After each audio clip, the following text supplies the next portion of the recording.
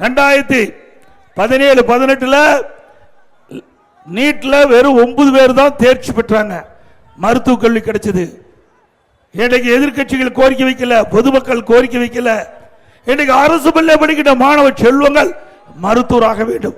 அதற்காக 7.5% உள்ளிடஒதுக்கீடை கொண்டு வந்து அதிமுக அரசு சட்டம் நிறைவேற்றப்பட்டு அதன் மூலமாக சுமார் 2,0818 பேர் இன்றைக்கு தேர்வு ஆகி இன்னைக்கு மருத்துவ கல்வி கிடைச்சிருக்கு. MBBS சேர்ந்து படிக்கிறாங்க.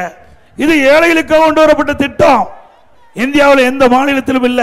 முழுக்க முழுக்க அரசு பள்ளியை படிக்கின்ற மாணவருடைய நிலையை கருதி அவர்களும் மருத்துவராக வேண்டும். அதற்காக இந்த திட்டத்தை கொண்டு வந்து நிறைவேற்றினோம். இந்த திட்டத்தின் மூலமாக இடம் கிடைத்தவர்களுக்கு கல்வி கட்டணம் செலுத்த முடியல, மருத்துவ கல்வி கட்டணம் செலுத்த முடியல. அவர்களும் ஏழை குடும்பத்தை சேர்ந்தவர்.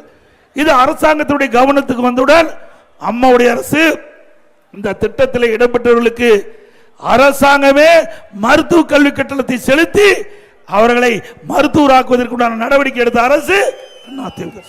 ₹1 செலவு இல்லாம அரசு பள்ளி படிக்கிற மாணவர்கள் இந்த திட்டத்தின் மூலமாக மருத்துவ கல்வி கிடைச்சு இன்றைக்கு அந்த மருத்துவ கல்வி படித்துக் கொண்டிருக்கிறார்கள் என்பதை நாம் எண்ணி பார்க்க வேண்டும்.